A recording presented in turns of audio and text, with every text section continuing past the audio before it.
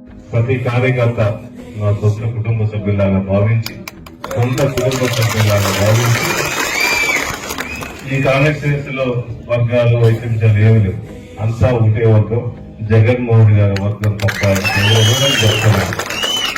ఎందుకంటే 20 సంవత్సరాలు జగన్మోహన్ గారు తెలిసాము, ఏ కార్యకర్త ఎలా ఉంటాడు, ఎలా అభివృద్ధి చేస్తాడని చెప్పి నాకు బాగా తెలుసు.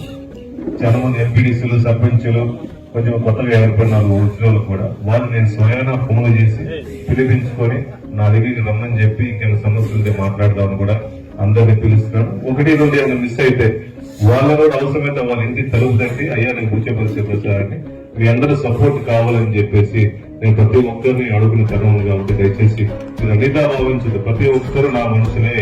ఈ కాన్స్టిట్యుయెన్సీలో వైఎస్ఆర్సీపీ ఉన్న నాయకులందరూ, కార్యకర్తలందరూ నా మనుషులే.